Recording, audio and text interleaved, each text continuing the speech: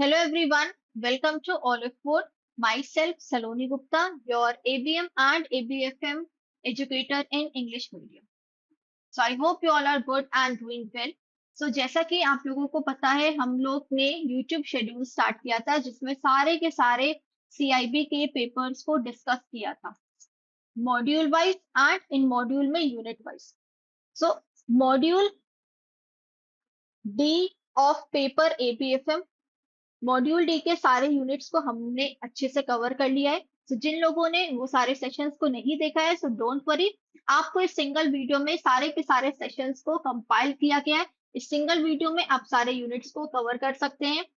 उन सारे यूनिट से रिलेटेड इंपॉर्टेंट टॉपिक से रिलेटेड हमने क्वेश्चंस भी डिस्कस किए थे. कुछ क्वेश्चंस प्रीवियस ईयर क्वेश्चंस थे एंड कुछ MCQs थे. So those sessions are highly important for you. These sessions are relevant for your exam. So उन sessions की compiled video आपके पास यहाँ पे. So आप उन सारे sessions को एक साथ देख सकते हैं. Questions बहुत सारे हैं. आप questions को जरूर से practice करिए and सारे sessions की PDF भी uploaded. So make sure you watch the whole session, and if you want to make your preparation best, so for that you can enroll in our Super Elite All-in-One plan. So इस plan में आपको ढेरों के ढेरों ये सारे benefits आपको मिलेंगे. So don't forget to subscribe the channel. Don't forget to enroll in the Super Elite plan. And if you feel that sessions are helpful to you, आप सेशंस को लाइक भी कर सकते हैं. So मॉड्यूल डी के सारे important और relevant topics को डिस्कस करिए एंड उनके क्वेश्चन जरूर से प्रैक्टिस करिए. सो आज का लेक्चर स्टार्ट करते हैं ना. So from today onwards, we are starting the module D in ABFM. So ABFM में मॉड्यूल डी के जितने भी यूनिट्स हैं उन सारे यूनिट्स के कॉन्सेप्ट को देखेंगे हम लोग. कॉन्सेप्ट के बाद उससे रिलेटेड कुछ MCQs एंड कुछ प्रीवियस ईयर क्वेश्चंस करेंगे. Approx 7 to 8 MCQs and previous year questions करेंगे related to all the concepts which we have studied today itself. तो आज हमारा फर्स्ट क्लास है ऑफ मॉड्यूल डी का, that is unit number 19. And ये जो series है ये सीरीज आपकी चलेगी फ्राइडे एंड वेडनेसडे को. Okay, so Wednesday and Friday, every Wednesday and every Friday, you will be seeing the questions, the concept related to Module D of paper ABFM. So those who are जिनको अपने दिसंबर exam में qualify करना है, clear करना है, so उनके लिए ये वीडियो बहुत इंपॉर्टेंट है. So before starting the session, let me give a short introduction of mine. So my full name is Saloni Gupta, and in English medium I am taking 2 papers, ABM, ABFM and 1 elective paper. So elective paper में that is central banking. YouTube पे ये session हमारी bilingual में जाएगी, and those who are comfortable in watching the session in English medium, they can join my paid classes in Olive Food for English medium classes, ABM and ABFM. Now, so let's start the session. That is the unit number 19. Unit number 19 हमारा क्या है, जो कि है hybrid finance. Hybrid finance. Now, what is hybrid? अगर आप hybrid word को देखोगे तो हाइब्रिड मतलब क्या होता है? हाइब्रिड मतलब होता है combination of two things, two और मोर देन थिंग्स. तो यहाँ पे कॉम्बिनेशन किन दो चीजों का होगा? हम फाइनेंस की बात करते हैं. हमें पता है फाइनेंस में दो चीजें बहुत इंपॉर्टेंट होती है, जो कि पहला इक्विटी एंड नेक्स्ट है डेट. इक्विटी जो आपके ओनर्स होते हैं, जो आपके कॉमन शेयर होल्डर्स होते हैं, दैट इज इक्विटी. वो इक्विटी लेकर के आते हैं कंपनी में. एंड डेट क्या होता है? डेट वो होता है जो आप एज लोन बोरो करते हो किसी भी फाइनेंशियल इंस्टीट्यूशन में, ताकि आप अपने कंपनी को ग्रो कर पाओ, कंपनी को एक्सपैंड कर पाओ ना.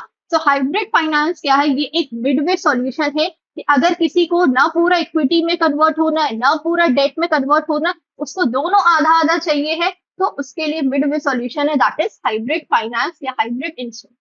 तो हाइब्रिड सिक्योरिटी क्या है? अगेन फाइनेंशियल इंस्ट्रूमेंट है जो दोनों फीचर्स को कैरी ऑन करती है, the features of debt and the features of equity. It allow it providing investors with a blend of fixed income features. Investors को ये दोनों बेनिफिट्स मिलती है. टिल द टाइम इन्वेस्टर को इंटरेस्ट चाहिए है, इंटरेस्ट का बेनिफिट चाहिए है, वो डेट देगा। एंड अगर उसको चाहिए है कि वो ओनरशिप ले पाए कंपनी की, तो वो अपने डेट को कन्वर्ट कर सकता है किसमें, इक्विटी शेयर में। So this is the benefit which is provided to investors. Investors को ये benefit मिलता है कि जब तक उसको इंटरेस्ट का बेनिफिट उसको चाहिए, वो इंटरेस्ट लेगा डेट दे करके। And if it wants, that investor wants, they can convert their debt into equity share holders later. This is the benefit of hybrid securities. तो हाइब्रिड सिक्योरिटीज में ढेरों अलग अलग तरह की सिक्योरिटीज आती है। प्रेफरेंस शेयर्स आते हैं, हमारे वारंट्स आते हैं, कन्वर्टिबल बॉन्ड्स आता है, मेजाइन फाइनेंस आता है, and FCCB, that is foreign currency convertible bonds. So again, preference shares क्या है? Preference shares ऐसा shares है कि जो आपको preference देता है equity shares के पहले. If you want, you can be the preference shares. If not, then you can convert into equity shares later. Similarly, warrants क्या है? Warrant ये basically right देता है, but not obligation.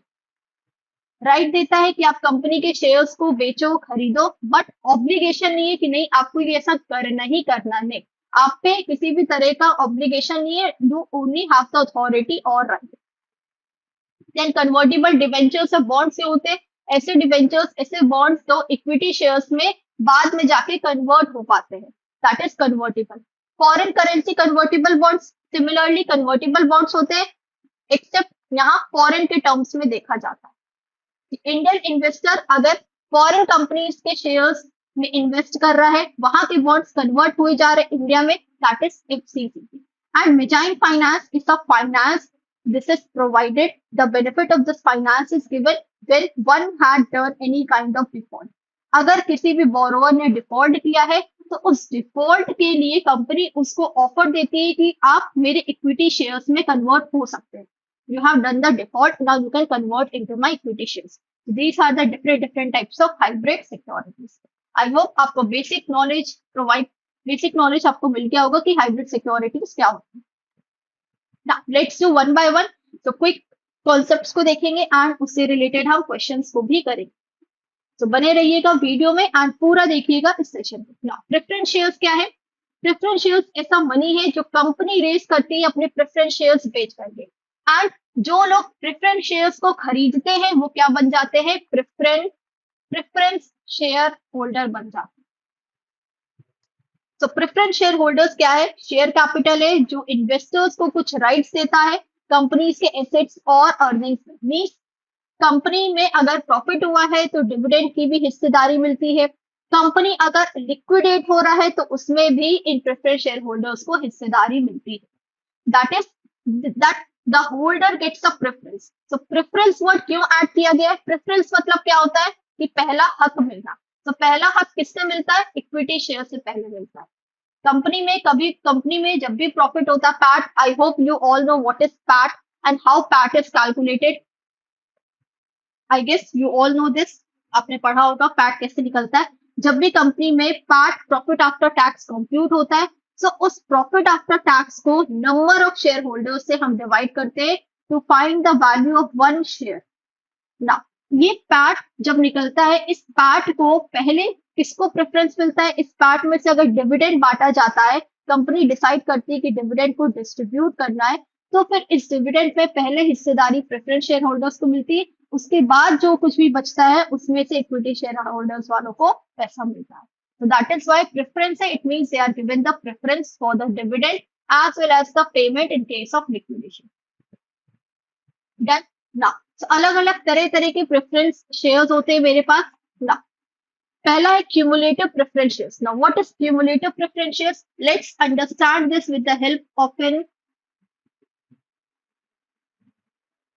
let's understand this with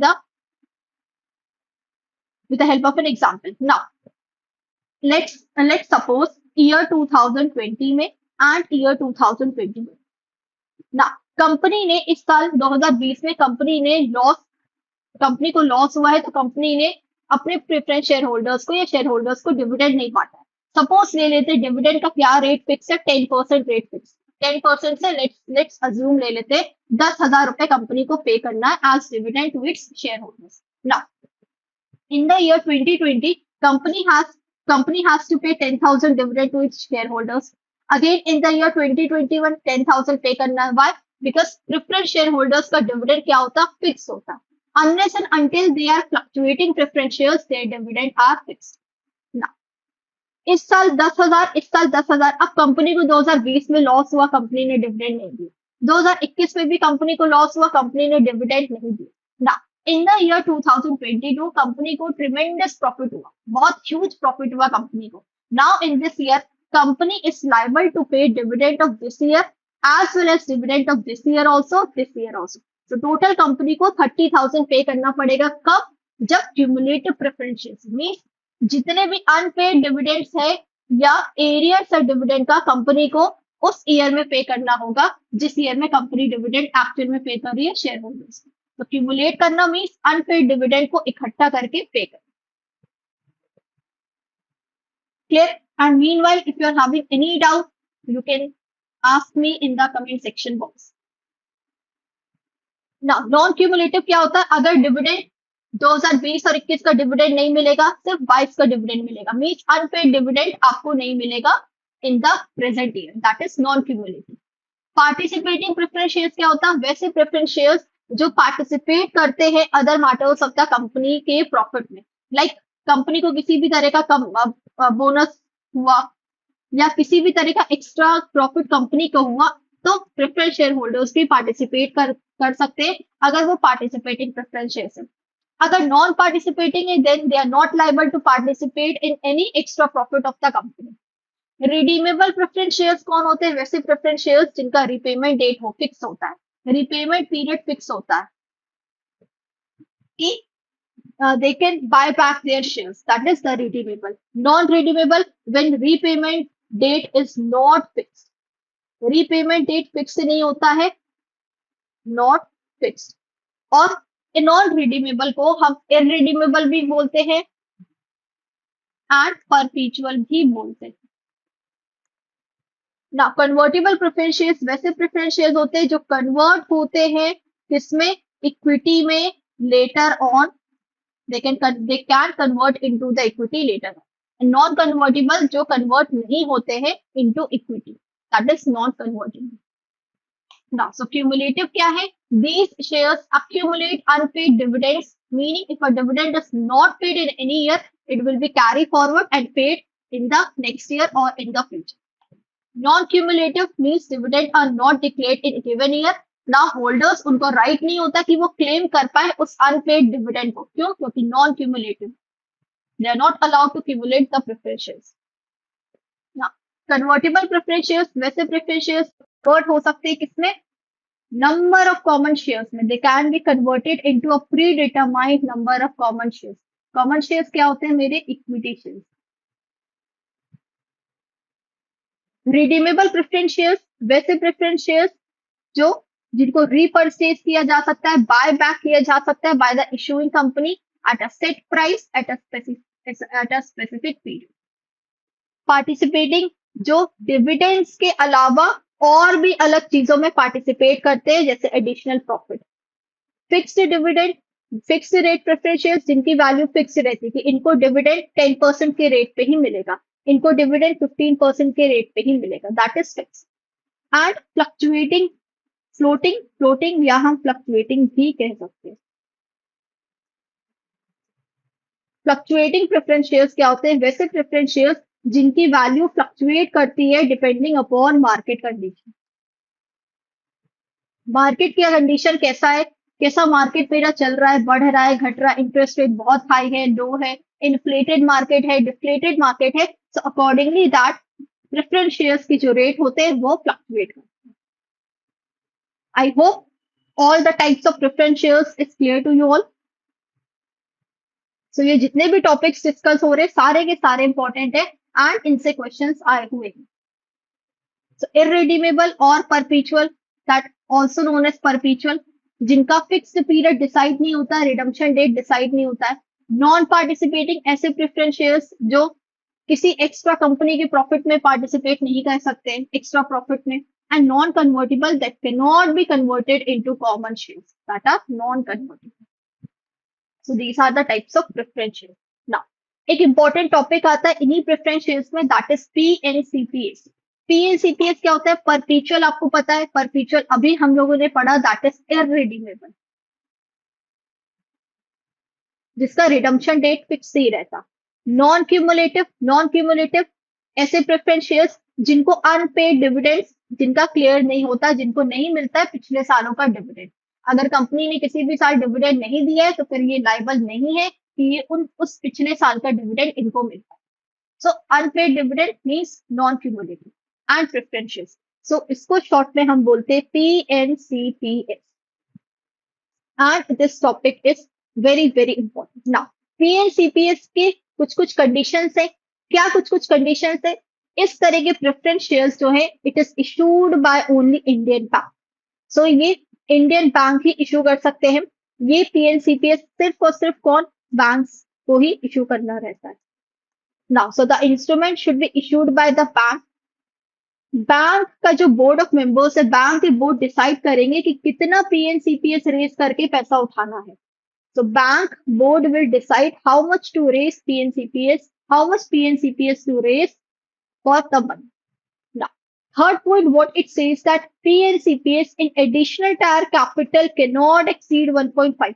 See, दो तरह के capital होते हैं, टायर 1 कैपिटल होता है जिसको कोर कैपिटल हम कहते हैं। कोर कैपिटल मेरा, जिससे मेरा जो प्राइमरी कैपिटल हुआ, मेरे शेयर्स, डिवेंचर्स।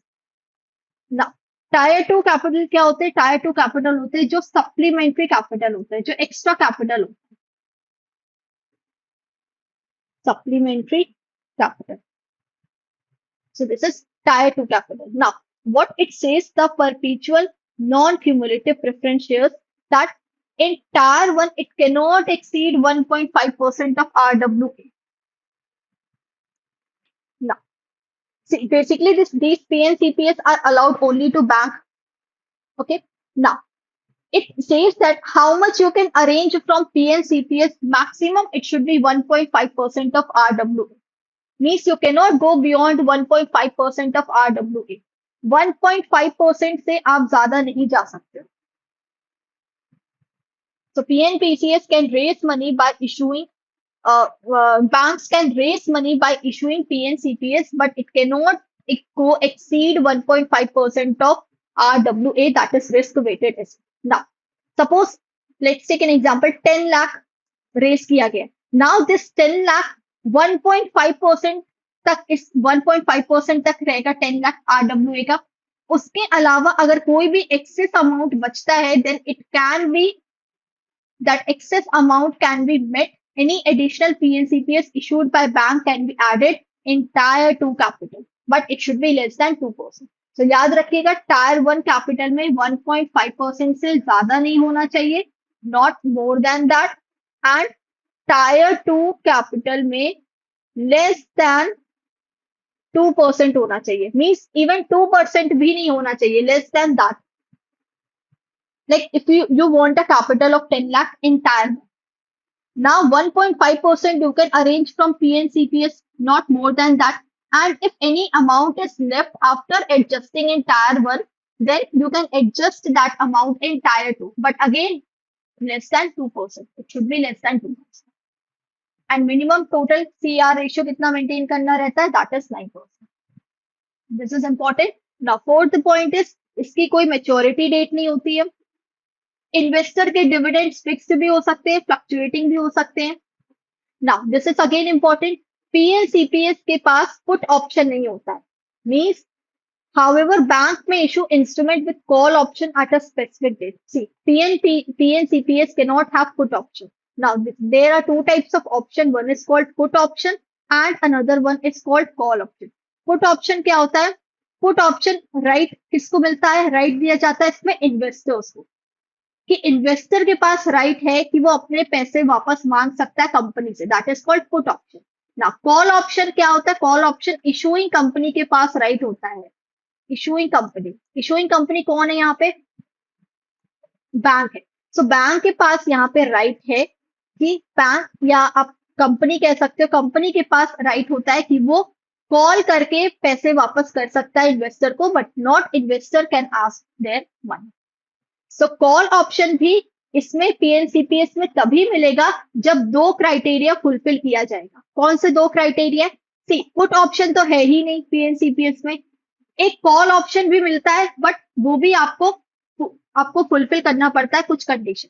पहला कंडीशन क्या है कि call option on the instrument is only acceptable after the company bank has run for at least 5 years। Call option भी तभी मिलता है जब कंपनी या बैंक जो है 5 साल के लिए उसका वो वर्क ऑपरेशन उसका ऑपरेटिंग कर रहा हो 5 साल तक ना। कॉल ऑप्शन को एक्सरसाइज करने के लिए आपको आरबीआई की गाइडलाइंस की जरूरत पड़ती है। बिना without the approval of RBI you can not apply for call option. So these two conditions have to be fulfilled in order for a call option for 5 years and RBI guidelines. Next क्या है कि foreign institutional investors या NRI they can invest up to 49 and 24। So this is the percentage all FII S, यहाँ पे S लगा हुआ mean सारे के सारे FII या सारे के सारे NRI इन्वेस्ट कर सकते हैं 49 और 24% तक। मीन्स FII के लिए 49% है एंड NRI के लिए 24%। बट अगर सिंगल इन्वेस्टर है सो FII के लिए 10% है, NRI के लिए 5%।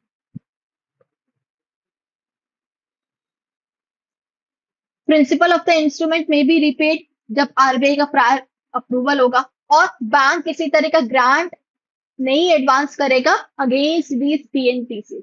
सो पीएनपीसी के बदले किसी भी तरह का एडवांसेस नहीं दिया जाए। So these are the few points that you need to understand related to PNCPS.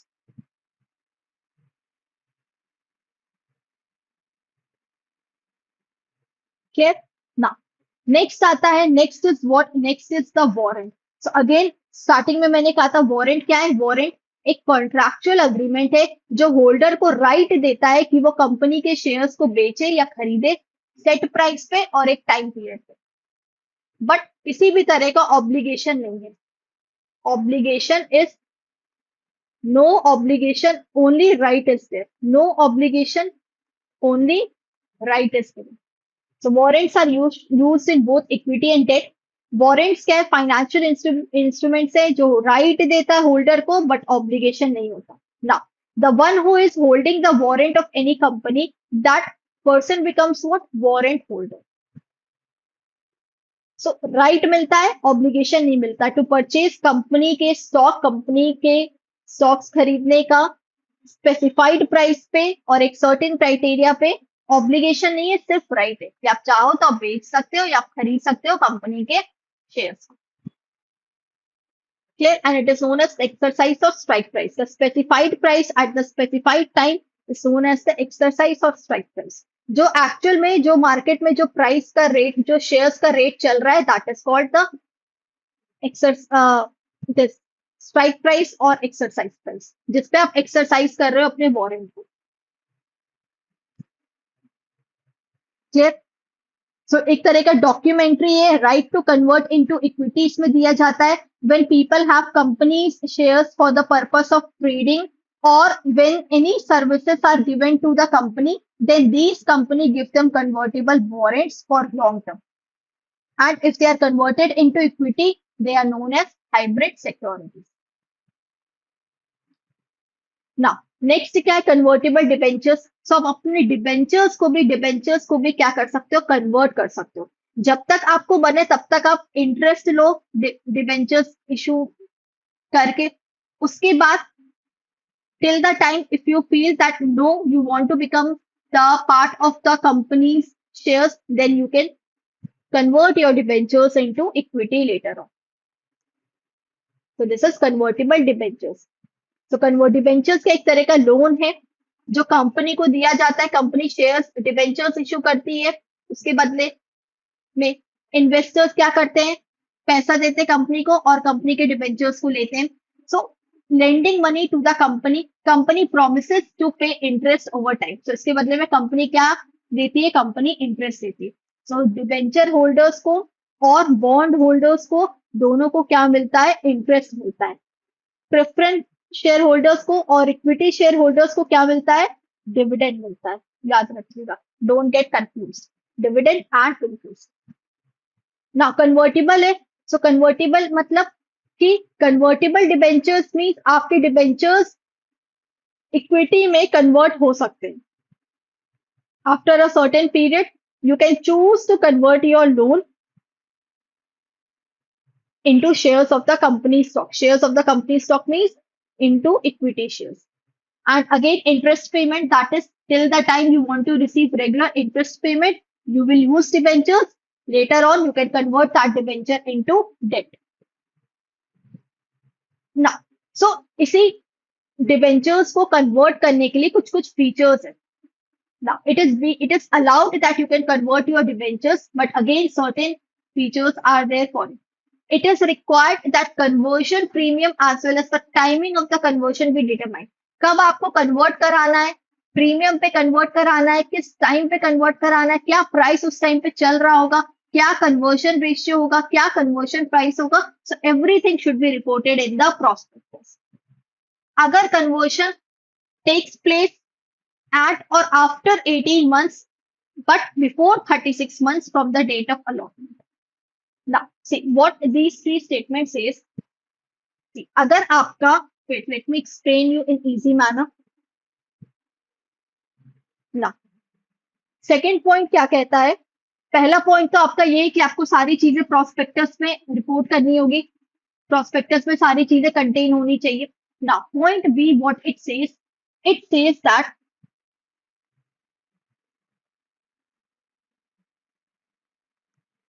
if the time period is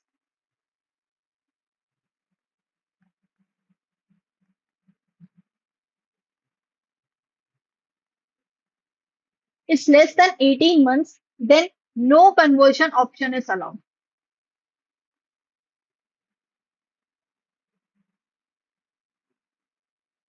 Now, C point, what it says, unless the conversion duration is made optional, अगर conversion allowed है, so उसके साथ दो options दिए जाते हैं, put option, एक call option.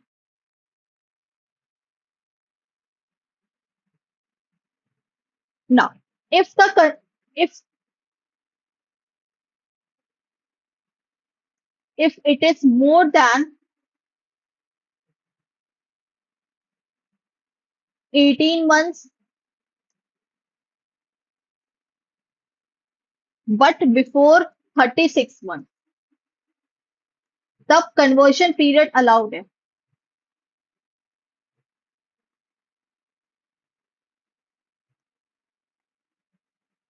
When it is more than 18 months but less than 36 months, then conversion period is allowed. Now, next,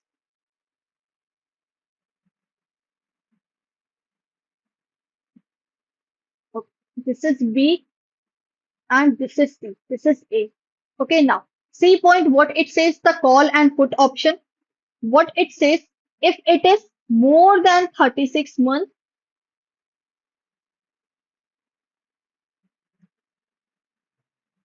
it is allowed, but you have to follow two conditions.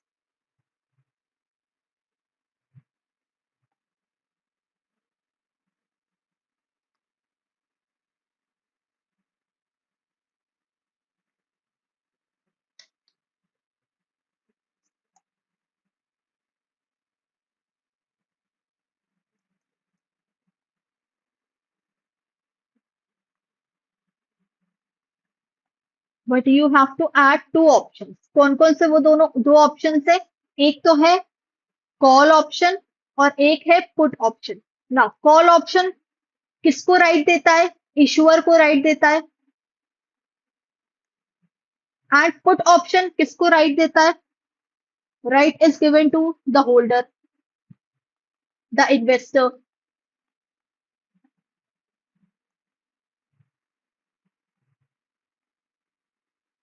So call option again same जो हमने PNCPS में पढ़ा था कि company can call and return debentures.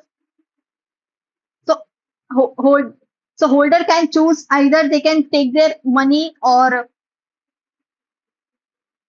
debentures back. But put option is what?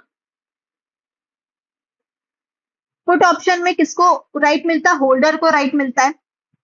So It means after 36 months, whenever you want, you can come and you can take the money back. That is right given to holder. Holder के पास right है कि आप कभी भी 36 महीने के बाद आप कभी भी आओ, आपको पैसा मिल जाएगा. बट कॉल ऑप्शन में सिर्फ इश्यूअर के पास राइट होता है. When company will call to the debenture holders, now that holder can choose either they can take their money back or debentures. So this is point A, B and C. Now D क्या कहता है? D कहता है कि if fully convertible debentures conversion time अगर 18 महीने से ज्यादा है, अगर 18 मंथ से ज्यादा है कन्वर्शन टाइम,